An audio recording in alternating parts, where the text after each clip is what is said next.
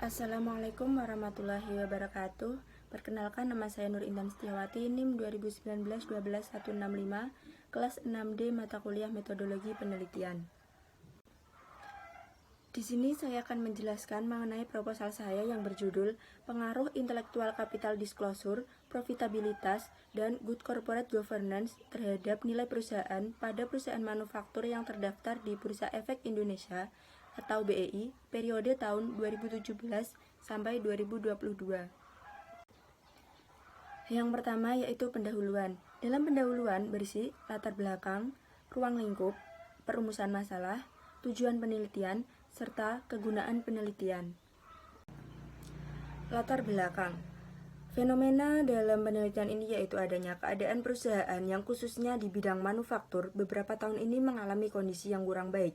Tidak hanya bidang manufaktur saja, bahkan terjadi pada semua bidang yang ada di Indonesia. Kondisi kurang baik tersebut karena adanya pandemi COVID-19 yang berdampak menurunnya perekonomian negara. Perusahaan-perusahaan senantiasa berusaha untuk bangkit dari keterpurukan pada masa pemulihan ini untuk meningkatkan nilai perusahaan. Karena nilai perusahaan merupakan tolak ukur baik buruknya suatu perusahaan. Terdapat beberapa pengaruh yang mempengaruhi nilai perusahaan, sehingga peneliti tertarik untuk meneliti intellectual capital disclosure, profitabilitas, dan good corporate governance terhadap nilai perusahaan. Selanjutnya yaitu ruang lingkup. Untuk ruang lingkup dapat dilihat pada slide tersebut ya, teman-teman. Selanjutnya yaitu rumusan masalah. Rumusan masalah dalam penelitian ini ada 4. Yang pertama, apakah intellectual capital disclosure berpengaruh terhadap nilai perusahaan? 2. Apakah profitabilitas berpengaruh terhadap nilai perusahaan? 3. Apakah good corporate governance dengan proksi Dewan Komisaris berpengaruh terhadap nilai perusahaan? 4. Apakah good corporate governance dengan proksi Komite Audit berpengaruh terhadap nilai perusahaan? Tujuan penelitian. Dari rumusan masalah dapat ditentukan tujuan penelitian. Dapat dilihat dalam slide ya, teman-teman.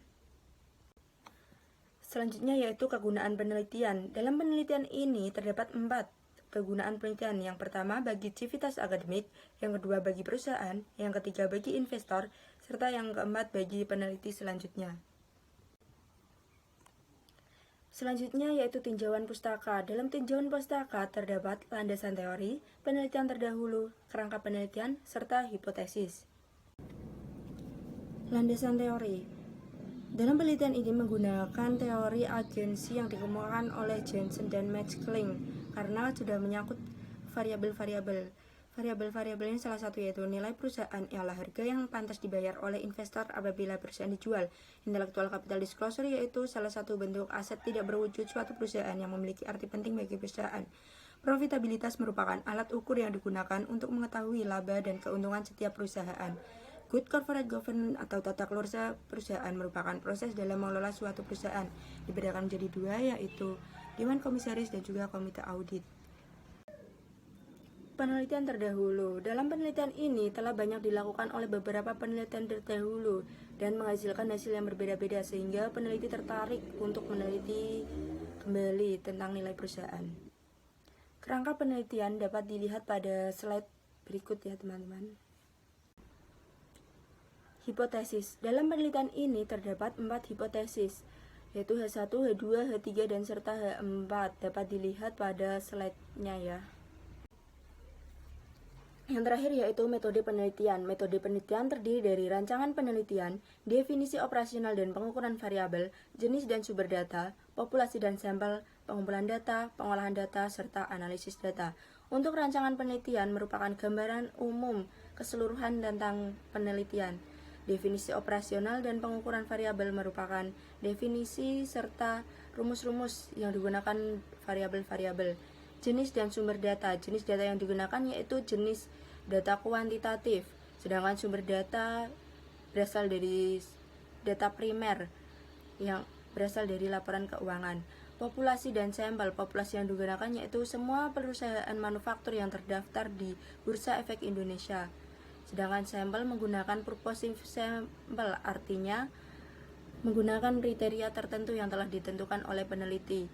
Teknik pengumpulan data menggunakan data sekunder ya. Untuk pengolahan data sendiri, data ya hasil pengumpulan yang kemudian diolah oleh peneliti, dan analisis data menggunakan SPSS serta analisis regresi linear berganda. Yang terakhir yaitu dapat dilihat rumus variabel-variabel yang digunakan oleh peneliti. Sekian dari saya. Wassalamualaikum warahmatullahi wabarakatuh.